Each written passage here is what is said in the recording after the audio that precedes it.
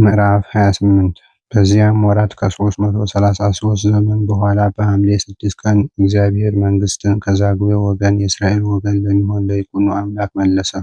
በአገሩ ሁሉ ጸጥታ፣ ፍቅር፣ አንድነት ሆነ።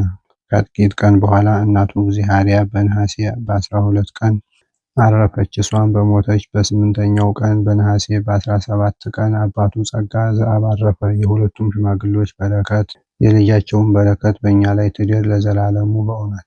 ፍስሐ ጽዮንም እናት አባቱ ስለሞቱበት አዘነ። ነገር ግን ፈቃደ እግዚአብሔር አጸናው። በሚናገረው ነገር በሚሰራው ስራ የሚቻለው ሆነ። እግዚአብሔርንም የሚያገለግል ሆነ። በመዓልትም በሌሊትም በጸሎት የተጠመደ ሆኖ እንደ መላእክት ትጉህ ሆኖ እንደ ሰረገላ እየተፋጠነ ይሰግዳል። በአንዲት ቀን በሰባቱ ጊዜያት 7 ጊዜ ዳዊትን ያደርስ ነበር። ብሉያትንም ሐዲሳትንም ይደግም ነበር። እነዚህ እውቀትን እንዲወድ አደረጉት። ትርጓሜያቸውንም ፈጽሞ ተረዳ። የክህነቱንም ሥራ ጠንቅቆ ጠበቀ። በእናት በአባቱ ቤት እስከ 7 ዓመት እንዲህ እያደረገ ተቀመጠ። እጅግም የከበረ ሆነ። ከዕለታት በአንዱ ቀን ከብዙ ሰው ጋር ዋልያ ሊያድን ወደ ዱር ሄደ። ሊመለከት ከነሱ ተለይቶ ሄደ።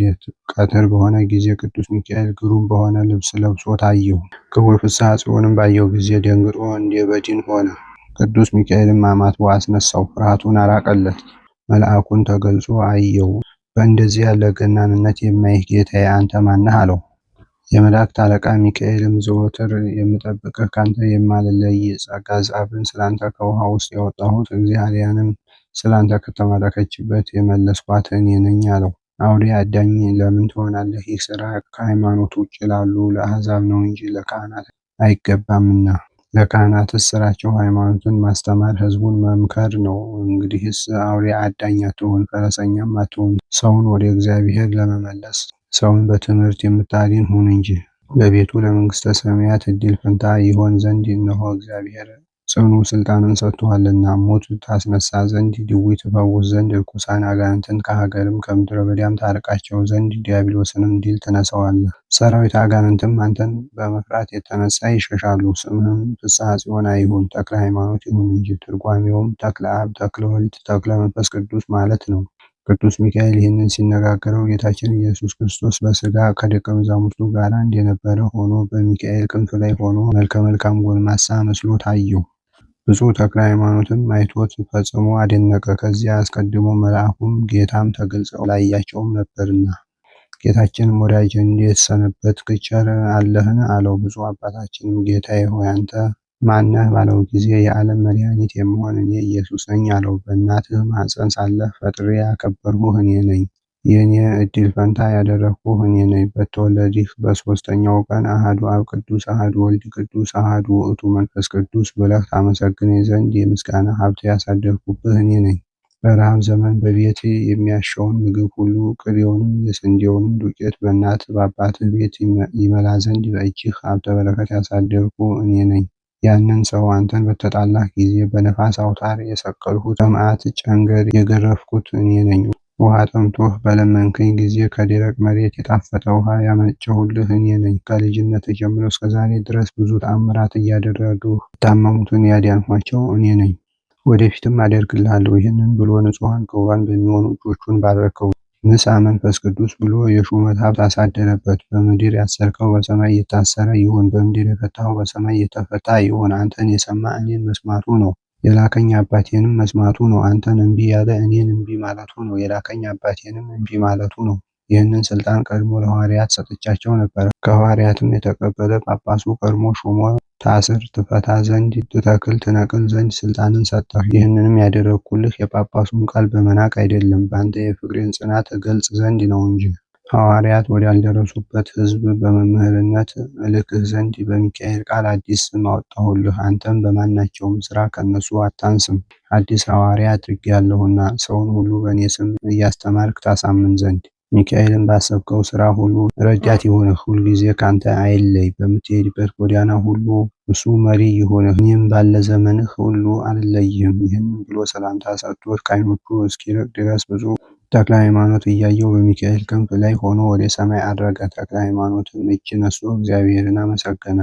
አቤቱ ጌታዬ፣ ለእኔ ለኃጥኡ የማይገባኝ ስሆን ይህንን ሁሉ ጸጋ የሰጠኝ ስምህ በሰማይ በምድር የተመሰገነ ይሁን። ከዚያች ቀን ጀምሮ ሀብተ ኃይልን የተመላ ሆነ። በተናገረው በመለኮት ብርሃን ነጸብራቅ ፊቱ ብሩህ ሆነ። ከዚህ በኋላ ከሰዎቹ ጋር ተገናኘ። ጊዜው መሽቷልና ወደ ቤታችን እንግባ አላቸው። እነዚህም ሰዎች ባዩት ጊዜ ከፊቱ ብርሃን የተነሳ እጅግ ደነገጡ። ፊት ለፊት ለማየት አልተቻላቸውም። እሱ ግን ፈጣሪው የሰጠውን ሀብት ስላገኘ በልቦናው ደስ ይለው ነበር። ዳግመኛም ጓደኞቹን ወደ ቤታችን እንግባ አላቸው። እነሱም እየፈሩ እየተንቀጠቀጡ ከዱር አውሬ ያገኘነው ሳይኖር እንደምን እንገባለን አሉት። እሱም እንግዲህስ የዱር አውሬ ማደን ክፍላችን አይደለም፣ ኑ ወደ ቤታችን እንግባ፣ በቤት ያሉ እንስሳትን ለማደን ተዘጋጅተናል እንጂ አላቸው። እኒህም ጠባቂ አጥተው የጠፉ አባግ ናቸው፣ የሚነጣጥቁ አራዊት እንዳይበሏቸው። እኒህም ሰዎች ነገሩን ሰምተው በሀገር ያሉ የተሰማሩትን አባግ እንወስዳለን ያለ መስሏቸው እንጂ እንዲህ ያለው ስለ ሰዎች እንደሆነ አላወቁም ነበርና ጌታችን እንደታየው እንደተነጋገረው አልነገራቸውምና። ያን ጊዜም ተመልሰው ወደ ቤታቸው ገቡ። እሱም ወደ ቤቱ ገባ። ይህን ሰው የፊቱን ብርሃን አያችሁን? እየተባባሉ ያደንቁ ነበር። በ3 ሰዓት ከኛ ከተለየ ጀምሮ እስከ 9 ሰዓት አላየነውም። ወደ እኛ በመጣ ጊዜ ከፊቱ ብርሃን ብዛት የተነሳ ማየት ተሳነን። በሱ ላይ የሆነውን እንጃ አናውቅም። እንግዲህስ የዱር አውሬ ማደን ክፍላችን አይደለም እያለ የተናገረውም ነገር ያለ ወትሮው ነው እያሉ ያደንቁ ነበር። አባታችን ተክለ ሃይማኖት ግን ባደረበት በመንፈስ ቅዱስ ሌቱን ሁሉ ፈጽሞ ደስ ብሎት አደረ። እንግዲህስ አባታችን ልንለው ይገባናል አሉ። መጀመሪያ በጳጳሱ ሁለተኛም በአምላክ ቃል በእኛ ላይ ተሾሟልና አሉ። በነጋም ጊዜ በቤት በዱርም ያለ ገንዘቡን ሰብስቦ ለድሃ ልጅ ረዳት እናት አባት ለሌላቸው ይመጸውት ጀመር። በቤተ ክርስቲያን የሚያሻውንም ለቤተ ክርስቲያን ሰጠ። ገንዘቡን እንዲህ እየመጸወተ 8 ቀን ተቀመጠ። እናት አባቱ ካቆዩት ገንዘብ እሱም እስከዚያ ያገኘውን ገንዘብ ምንም አላስቀረ። የሀገሩም ሰዎች ዘመዶቹ ገንዘቡን ሲበትን አይተው ተሰብስበው መጥተው ይህንን ያህል ገንዘብ በአንድ ጊዜ ለምን ታጠፋለህ? አሉት። አባታችን ተክለ ሃይማኖትም የማጠፋ አይደለም 10 እጅ ይሆንልኝ ዘንድ አበዛሁ እንጂ አላቸው።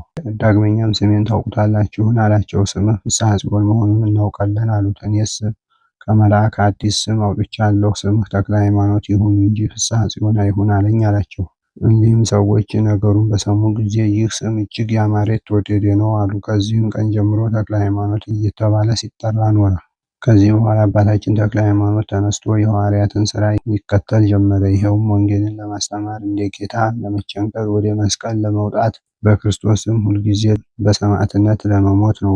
የወዳጅና የዘመድ ፍቅር የገንዘብ ፍቅር አላሳዘነውም። አቤቱ ጌታ ኢየሱስ ክርስቶስ የመንግሥተ ሰማያትን በር ትከፍትልኝ ዘንድ እነሆ ቤቴን እንደተከፈተ ተውሁልህ እያለ ቤቱ እንደተከፈተ ትቶት ወንጌልን ለማስተማር ፈጥኖ ወጣ። ጌታዬ ሆይ እንግዲህ ስለ ችግረኛው ለእኔ ያላንተ ረዳት የለኝም፣ ለደካማው ለእኔ ያላንተ የሚያጸናኝ የለኝም፣ ከመፍገምገም ለእኔ ያላንተ ደጋፊ የለኝም፣ ለወደኩ ለእኔ ያላንተ የሚያነሳኝ የለኝም፣ ላዘንኩ ለእኔ ያላንተ የሚያረጋጋኝ የለኝም፣ ለድሃው ለእኔ ያላንተ መጠጊያ የለኝም። ይህንን የመሰለ ሁሉ እንዲህ እያለ አባታችን ተክለ ሃይማኖት ከቤቱ ወጥቶ ሄደ።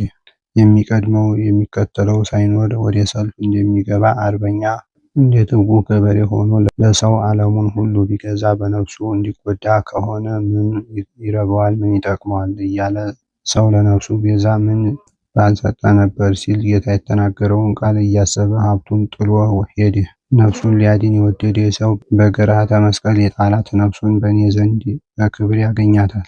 አቤቱ ገጸ ረድኤትህን ፈለግሁ፣ ገጸ ረድኤትህን እፈልጋለሁ፣ ገጸ ረድኤትህን ከኔ አትመልስ። አምልኮትህን ፈለግሁ፣ አታሳፍረኝ፣ ረዳት ሁነኝ እንጂ አትጣለኝ። በደረሰበት ሀገር ሁሉ መንግሥተ ሰማያት ቀርባለችና ጌታ ባስተማራት በወንጌል እመኑ እያለ አስተማረ። ዜና ተአምራቱ በአራቱ ማዕዘን ወጣ ተነገረ። በብዙዎችም ሀገሮች ተሰማ። ሰዎቹ ሁሉ እየመጡ ሁልጊዜ ከሱ ይባረካሉ። ደዌያቸው ልዩ ልዩ የሚሆን ሰዎችን እያመጡ ከእግሩ ስር ያስቀምጧቸዋል። እሱም አድሮበት ባለ በፈጣሪው ኃይል ፈጥኖ ያድናቸዋል። ሰውም ሁሉ በጌታ ስም የሚያደርገውን ተአምራት አይተው በፍጹም ልቦናቸው አምነው ተከተሉት። ወደ አምልኮ ጣዖት የምትወስድ የኃጢአት ምክንያት የሚሆን ስራን ትተው በቀናች ሃይማኖት ጸኑ። ከዚያም ልቦናቸው በሃይማኖት በጸና ጊዜ ከተታ በምትባል ሀገር ጣዖት የሚያመልኩ ሰዎች አሉ ብለው ለአባታችን ለተክለ ሃይማኖት ነገሩት።